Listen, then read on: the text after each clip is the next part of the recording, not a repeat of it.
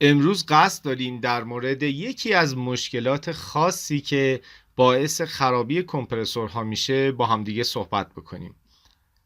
در ابتدا چند عکس رو میبینیم که قطعاتی یا قسمت‌هایی از کمپرسورهای خراب هستند تا ببینیم این کمپرسورها به چه دلیلی خراب شدن.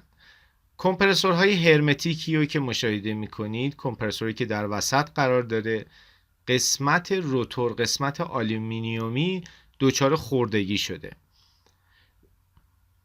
و یا در این قسمت در پیستون یک کمپرسور دیسکاس کوپلند دارید مشاهده میکنید که خوردگی آلومینیوم اتفاق افتاده و یا در این کمپرسور کریر همونطوری که دارید مشاهده میکنید قسمت پیستون دچار خوردگی شده. این خوردگی قسمت‌های آلومینیومی به چه دلیل هست؟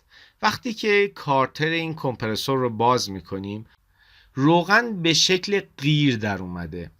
در بعضی موارد این اتفاق بروز میکنه. این کمپرسور به مدت 20 سال کار کرده بود و هیچ گونه مشکلی نداشته و بعد از 20 سال برای کسری گاز این چیلر مقداری گاز به این چیلر شارژ شده در حدود 2 کیلوگرم، اما بعد از یک مدت کوتاهی در حدود 1 ماه این علائم از چیلر بروز کرده که خوردگی قطعات مختلف، خوردگی لاک سیم پیچ فابریک و همینطور روغن به شکل قیر در اومده. زمانی که از گازهای اسیدی استفاده میشه، گازهایی که دارای آلودگی بالایی هستند استفاده میشه و گازهایی که تصفیه نشدن و دست دوم هستند استفاده میشه، اتفاقی که میفته در کمپرسور باعث خوردگی قسمت‌های مختلف میتونه بشه و همینطور میتونه باعث تجزیه روغن بشه.